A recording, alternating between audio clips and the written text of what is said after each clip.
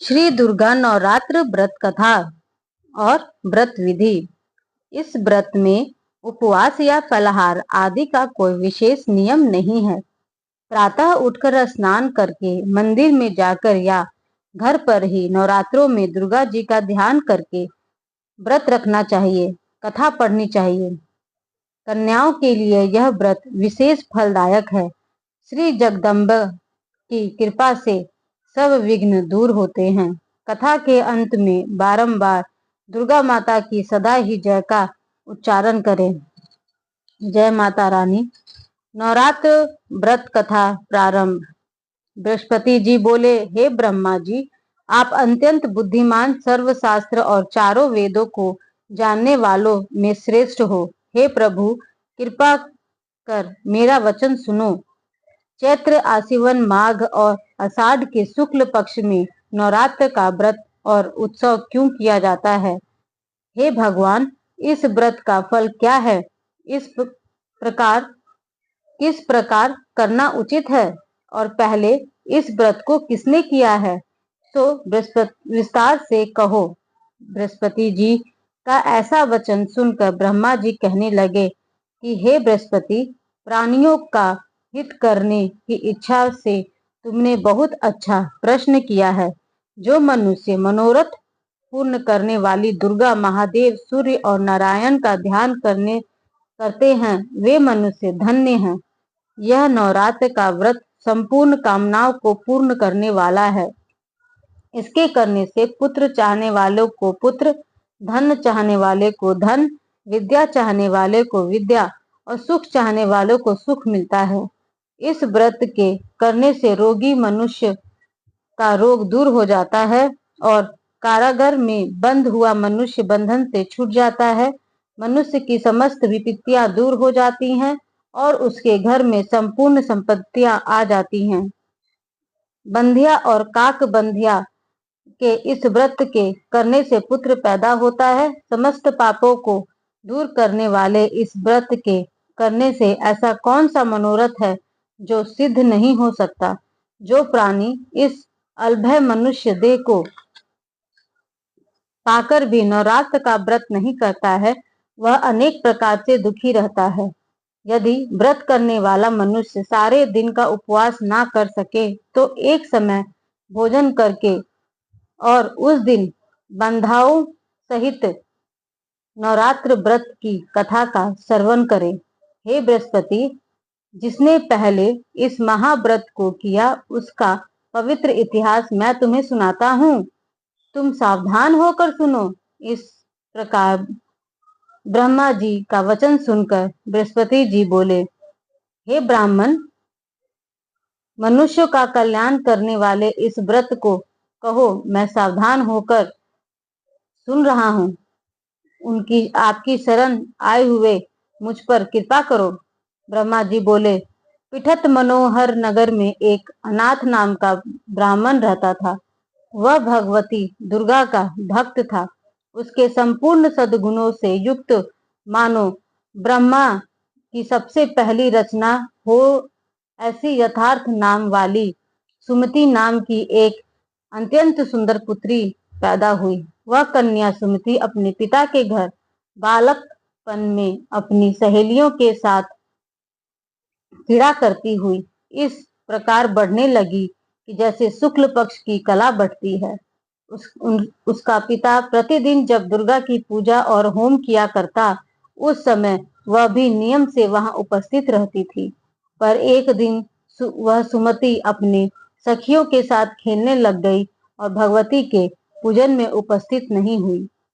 उसके पिता को पुत्री की ऐसी असावधानी देखकर क्रोध आया और पुत्री से कहने लगी कि हे दुष्ट पुत्री, आज प्रभात से तूने भगवती का पूजन नहीं किया है।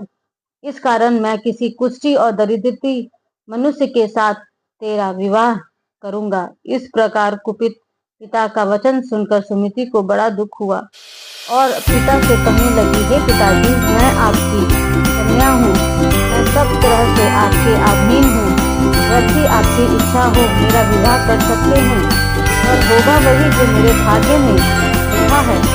मेरा तो उस पर पूर्ण विश्वास है। मनुष्य ना जाने कितने मनोरथों का चिंतन करता है, पर होता वही है जो भाग्य में विधाता ने लिखा है। जो जैसा कार्य करता है उसको फल भी वैसा ही मिलता है, क्योंकि कर्म करना मनुष्य के अधीन है, पर फल देव के अधीन है। जैसे अग्नि में पड़े तृणादि उसको अधिक प्रतीप्त कर देते हैं, उसी प्रकार अपनी कन्या के ऐसे निर्भयता से कहे हुए वचन सुनकर उस ब्राह्मण को और अधिक क्रोध आया। तब उसने अपने कन्या का विवाह एक कुष्ठी के साथ कर दिया और अत्यंत क्रोध होकर पुत्री से कहने लगा, जाओ जाओ, जल्दी जाओ और अपने कर्म का फल भोगो। देखे भला भाग्य के भरोसे रहकर क्या करती हो। इस प्रकार से कहे हुए पिता के कटु वचनों को सुनकर सुमति मन में विचार करने लगी कि अहो, मेरा बड़ा दुर्भाग्य है जिससे मुझे ऐसा पति मिला। इस तरह अपने दुख का विचार करती हुई वह सुमति अपने पति के साथ वन में चली गई और भगवने कुशा युक्त उस स्थान पर होने वाले उन्होंने वह रात बड़े कष्ट से व्यतीत की।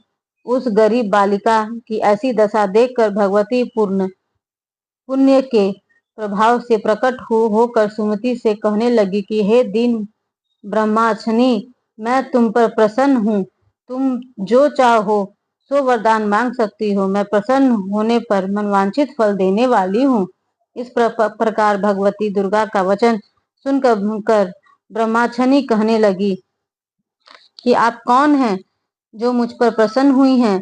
यह सब मुझसे कहो और अपनी कृपा दृष्टि से मुझ दीन दासी को कृतार्थ करो। ऐसा ब्रह्मानी का वचन सुनकर देवी कहने लगी कि मैं आदि शक्ति हूँ और मैं ब्रह्म विद्या और सरस्वती हूँ। मैं प्रसन्न होने पर प्राणियों का दुख दूर कर उनको सुख प्रदान करती हूँ। हे ब्रह्मानी, मैं तुझ पर तेरे पूर्व जन्म के पुण्य के प्रताप से प्रसन्न हूँ। तुम्हारे पूर्व जन्म का वृत्तांत सुनाती हूँ। सुनो, तू पूर्व जन्म में निषाद स्त्री थी और अति पतिव्रता थी। एक दिन तेरे पति निषाद ने चोरी की। चोरी करने के कारण तुम दोनों को सिपाहियों ने पकड़ लिया और ले जाकर जेलखाने में कैद कर दिया। उन लोगों ने तुझे और तेरे पति को भोजन भी नहीं दिया। इस प्रकार नवरात्र के 9 दिन में तूने ना तो कुछ खाया और ना जल पिया, इसलिए 9 दिन तक नवरात्र का व्रत हो गया। हे ब्रह्मानी, उन दिनों में जो व्रत हुआ उस व्रत के प्रभाव से प्रसन्न होकर मैं तुम्हें मनवांछित फल दे रही हूँ। तुम्हारी जो इच्छा हो सो मांगो। इस प्रकार दुर्गा के ये वचन सुनकर ब्रह्मानी बोली कि मैं आपको प्रणाम करती हूँ। कृपा कर मेरे पति के कोढ़ को दूर करो। देवी कहने लगी कि उन दिनों में जो तुमने व्रत किया है उस व्रत के एक दिन का पुण्य अपने पति का कोढ़ दूर करने को अर्पण करो। प्रभाव से तेरा पति कोढ़ से रहित और सोने के समान शरीर वाला हो जाएगा। ब्रह्मा जी बोले कि इस प्रकार देवी के वचन सुनकर वह ब्रह्मानी बहुत प्रसन्न हुई और पति को निरोग करने इच्छा से ठीक है ऐसे बोली।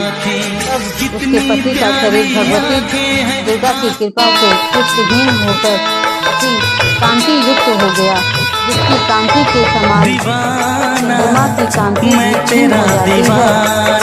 ब्रह्मानी पति की मनोहर देह को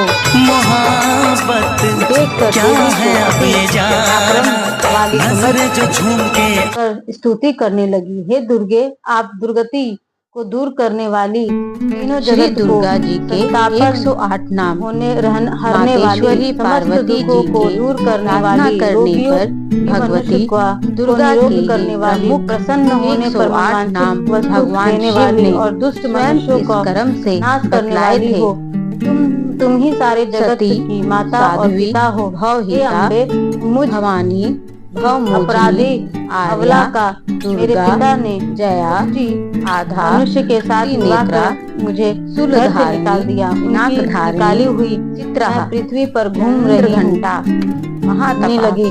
आपने ने ही मेरा इस अहंकार रूपी समुद्र में उद्धार किया है। हे देवी, मैं आपको प्रणाम करती हूँ। मुझ दीन की रक्षा करो। ब्रह्मा जी बोले कि भवानी बृहस्पति, इस प्रकार उस भव्य ने मन में सदा से देवी की बहुत स्तुति की। देव माता उसके द्वारा की हुई स्तुति को सुनकर सुमति पर देवी को बहुत संतोष हुआ और ब्रह्मानी से कहने लगी, हे ब्रह्मानी, अनेक वर्ण पटालावती पटरालभ परिधाना अलम जिरंजनी अमय विक्रमा और जितेंद्रिय पुत्र शीघ्र ही होगा। ऐसा कहकर वन दुर्गा वह देवी उस ब्रह्मानी मुनि से फिर कहने लगी कि हे ब्रह्मानी, महेश्वरी, जो कुछ तेरी इच्छा हो वही वैष्णवी, वही मनवांछित वस्तु मांग सकती है। लक्ष्मी, ऐसा भगवती द्वारा विमला, भगवती दुर्गा का वचन सुनकर सुमति बोली, हे दुर्गा, अगर आप मुझ पर प्रसन्न हैं तो कृपा कर मुझे नवरात्र व्रत विधि बतलाइए। सर्ववाहन वाहन हे दयामयी, जिस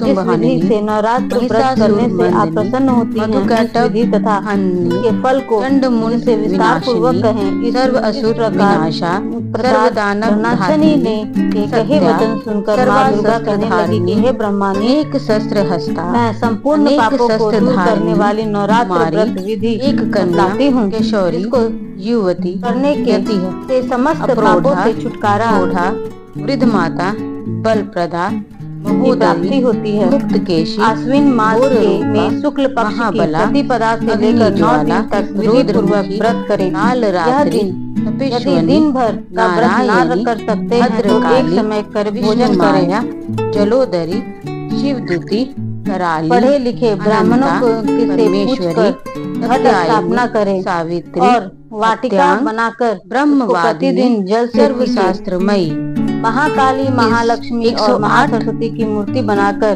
उनको नित्य विधि सहित पूजा करें और पुण्यों भगवान शिव विधि पूर्वक ये पार्वती दे। जो साधक से दुर्गा जी का द्वारा अधैर्य देने से रूप की प्राप्ति होती है पाठ करता है और जायफल के लिए तीनों लोग तथा कुछ भी असधाय नहीं रह जाता। कार्य की सिद्धि साधक धन्य धान्य और पुत्र पुत्री हाथी घोड़ा तथा प्राप्ति होती है। इस प्रकार और मोक्ष प्राप्त देकर तथा विधि आगमन के चक्र से मुक्त हो जाता है। पार्वती जो व्यक्ति नारियल, धाग और कदम से हवन करे, भगवती दुर्गा जी करने से लक्ष्मी की प्राप्ति हवन करने के पश्चात तथा चंपा के 108 नामों का पाठ से धन और उसे सभी प्रकार की तेज एवं सुख की प्राप्ति होती है।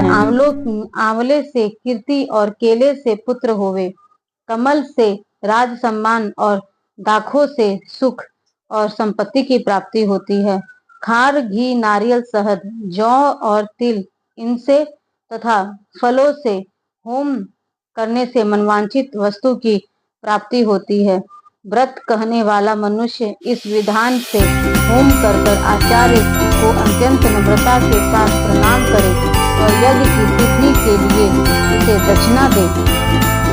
इस महाव्रत को पहले बताई हुई विधि के अनुसार जो करता है उससे सब मनोरथ पूर्ण हो जाते हैं। इससे तनिक भी संशय नहीं है।